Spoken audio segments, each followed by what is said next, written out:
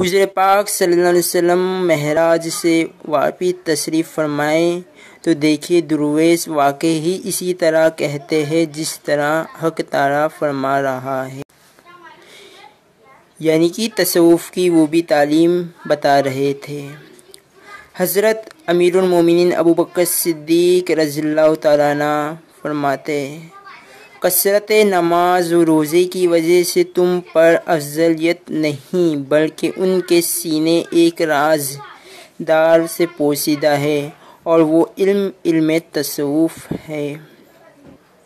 ابو ہریرہ رضی اللہ تعالیٰ عنہ فرماتے ہیں، رسول اللہ صلی اللہ علیہ وسلم سے مجھے 2 قسم کے علم پہنچے ہیں، ایک وہ کہ اسے میں شائع کرتا ہوں یعنی سب کو بتاتا ہوں، دوسرا وہ ہے کہ اگر اسے شائع کر دوں تو میری گردن کاٹ جائیں گی، یعنی لوگ انہیں گردن کاٹ دیں گے۔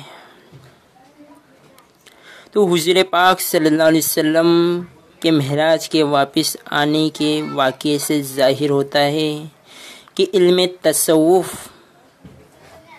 اسلام سے قبل بھی تھا، مگر ہر چیز وہ مکمل نہیں تھی۔ میرے آقا اور مولا محمد مصطفیٰ صلی اللہ علیہ وسلم نے ہی علم تصوف کو مکمل کیے۔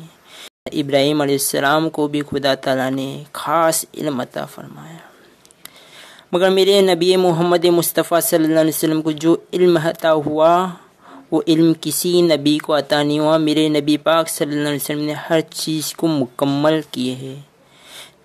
آپ حضور پاک صلی اللہ علیہ وسلم سے قبل ہر چیز ادھوری تھی، مکمل نہیں تھی۔ اب جو میں علم بتا رہا ہوں کیا وہ علم وہی ہے جس کے بتانے سے میری گردن کاٹ دی جائے؟ نہیں، یہ علم وہ علم کی تعریف ہے بس۔